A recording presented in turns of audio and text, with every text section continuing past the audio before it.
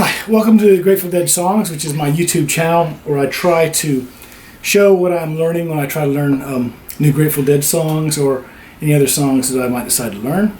Today I've been learning The Wheel by Jerry Garcia and performed by Jerry Garcia and the Grateful Dead. It's a fairly straightforward song to learn. No really complex chords or any weird changes or anything. Most of the chords are triads, which makes them very simple. The song has 4 distinct parts plus an introduction, and we'll go through all of those. I'll also show you the basic figure that I was just playing that Jerry uses, although he probably never played it twice. It's that little melodic, rhythmic type figure that he uses, which everybody knows who knows the song. Da da da da da da da da, and then, he plays variations on it all the time, but he gets that into your head, and so that's a very important part of the song, I think. So I'll show you that figure when we get to it. But let's start out with the introduction. The introduction sets up the song with a little rhythmic and melodic figure that goes on for quite a while. Sometimes, for maybe a quarter of the whole song length, or maybe even longer, maybe even a third. But it sets up the key of the song, which is C. The song is in C, and the first chord is a C. It's nice to know, you always want to know what key you're in, so you can effectively improvise over the song, and also it just makes it easier to learn things in the song, learn what's going on in the song if you know what key it's in. So anyway, this is in the key of C, which means all the chords, except one, which is the B flat. All the chords are diatonic to C, which means that all the notes in the triads are part of the C scale. B flat has one extra note, has a B flat, which is a flat 7, which is not part of the C scale. But anyway, you don't have to worry about that.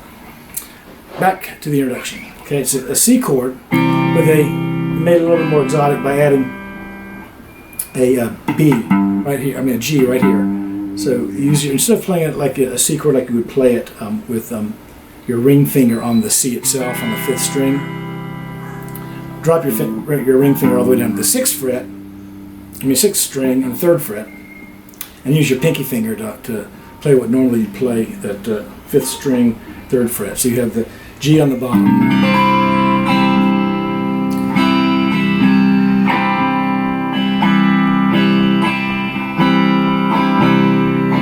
Gives it that kind of feel.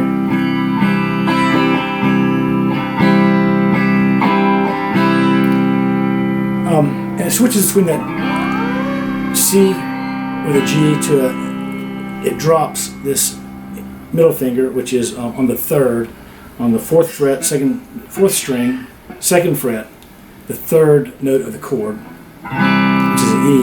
It drops that down to a D. So what you got really is a C2, C2 with a G bass. And the way you do that, you only do that for this rhythmic or melodic figure, which goes.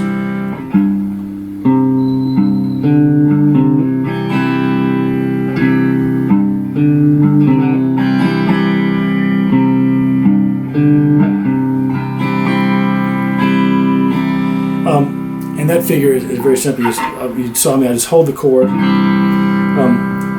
pluck the 6th string and then the 5th string, then back to the 6th, and then the 4th string with that index middle finger lifted off, and back to 6 again, back to 5. So you're going 6 5 6 4 6 5 6 5 6 4 6 5 6 5 6 4 6 5. So just practice that, and it becomes very simple.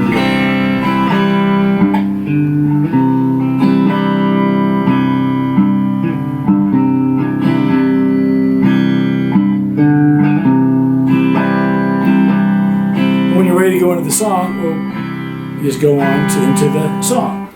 Like I say, you can mess around with that for as long as you want to, ad nauseum, until you're sick and tired of it. Not a whole lot to do for solo guitar. If you have the whole band, obviously you can noodle around in C for a while. But it leads into the song proper, and the first part, which is the first verse, is 8 bars, and there are 4 chords that are used in this 8 bars. That's a G. Let me go back. They're all the chords going to be bar chords. There's 2 of them in the E shape and 2 of them in the A shape. The E shape chords are a G and an F, and the A shape chords are B flat and C. So I'll play it through you one time, and you can listen, and I'll show it to you.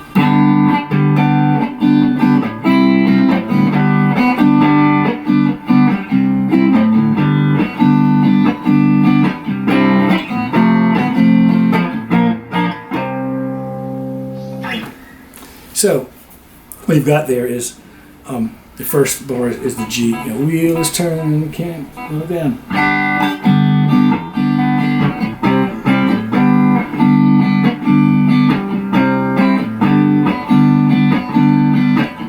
Then it goes, if the thunder don't get you, then don't get you, then the light will. Then you hold this for 4. The C, you hold the C for 4 measures.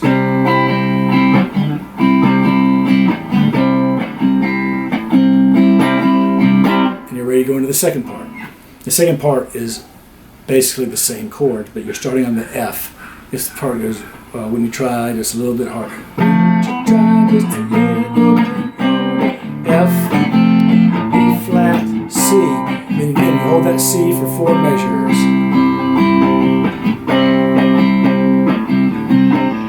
You do it again.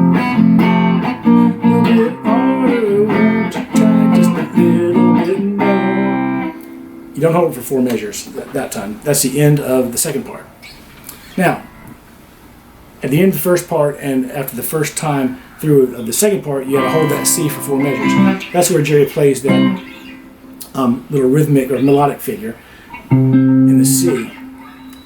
Now, if you know the C scale, it's very simple because it's every note in there is part of the C scale. And I use this scale. If your C is up here, that's a C. With the E-shaped bar chord, that's a C. So that's your root there. And I don't really learn scales, I learn shapes. So I know the shape, if I'm on the 6th string, and that's my root, I know that that's the scale. Doesn't matter what it is.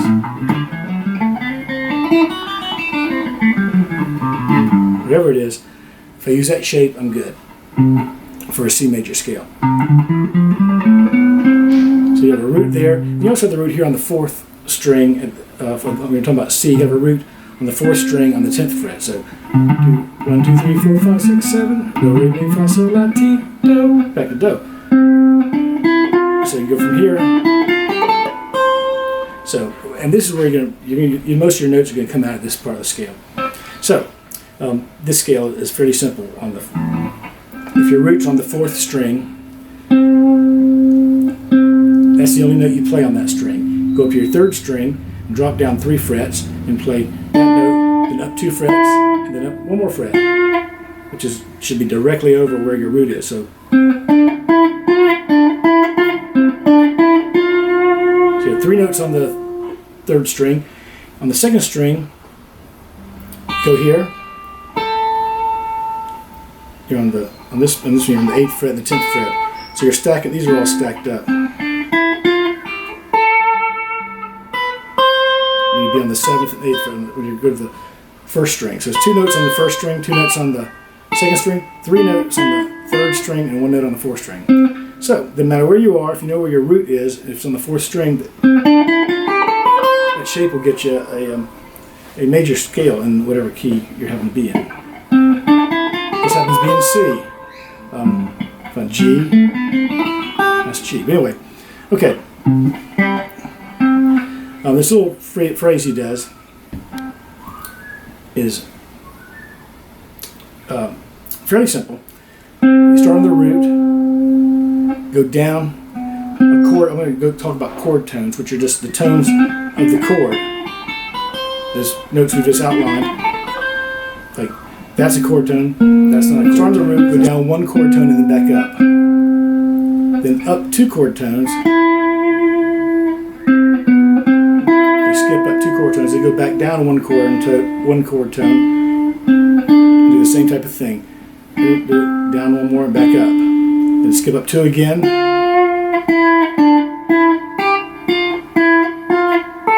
You do a little bit different here. You go down 1, then you go down 2, back up to it, and then up 2 instead of down, up 3 instead of up 2.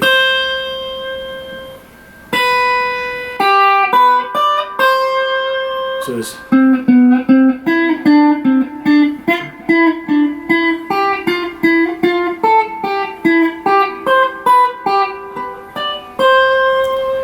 and that's 3 of the 4 measures, and the other measure you just have a little whatever you want to do to get back to the F. You're trying to go, you're aiming back to the F.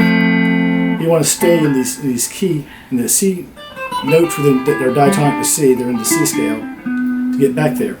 So what Jerry does is that little motif, that little figure, and of course, everybody knows it. Everybody knows the song, knows it. And once you have it in your head, it doesn't matter if he varies from it or if you vary from it, because the listener's got that in his head, and so he knows that the variation is just a variation on that figure.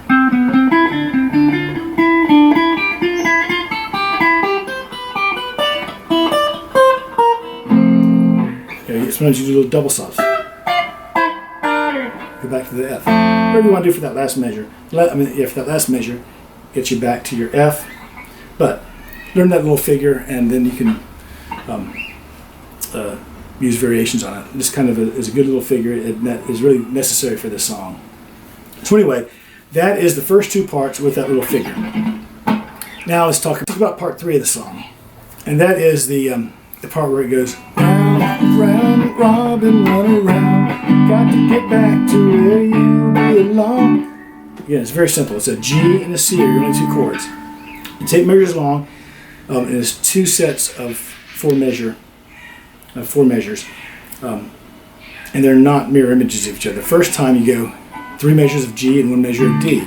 Round, round, robin, run around, got to get back to where you belong. That's 4 measures. And then the second time you have 2 measures of G, 1 measure of D, then back to G. A little bit harder, just a little bit more, a little bit further than you've gone before.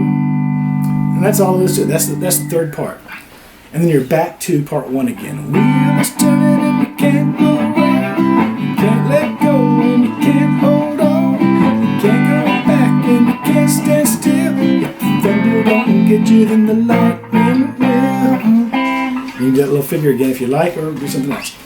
By this, after you finish that first part again, you go to the second part, but you don't put any lyrics to it. It's an instrumental. It would normally be, won't you try just a little bit harder, won't you try just a little bit more. Do something a little bit different. There's no lyrics, and this is where he does like power chords. He goes F, B, F to B flat,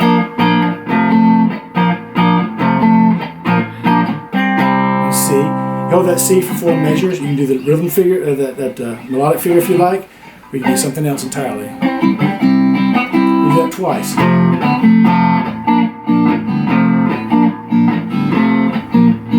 And don't hold it 4 beats.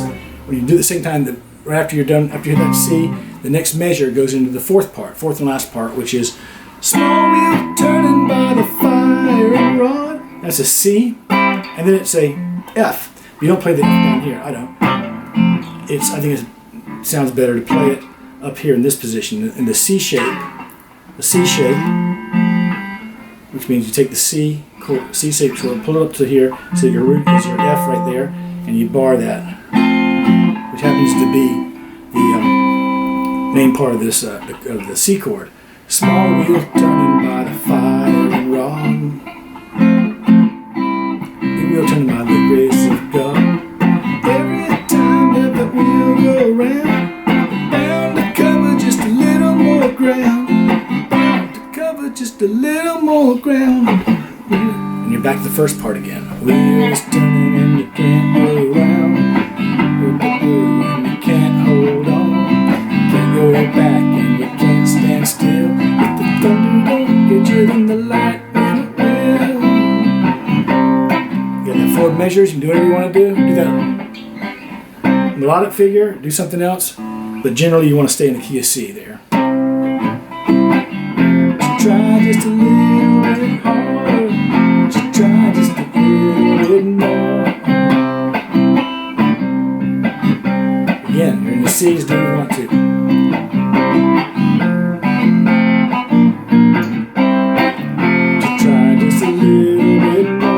And it just takes that, and then that's basically the end of the song. You can carry that on as long as you want to. One thing you can do to make it a nice clean ending is do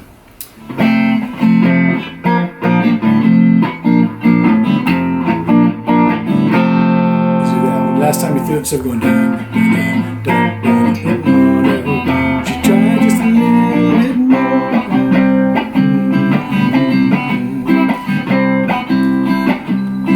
And then it'll be.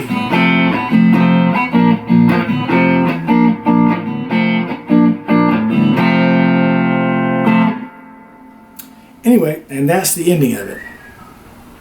I hope you learned something about the song. I hope that I made it easy enough for you to learn it. It's a fairly simple song. Main thing, keep in mind, it's in C, so you can noodle around all you want to and stay in the key of C, and you can't go too far wrong. Thanks a lot, and I hope you have fun with it.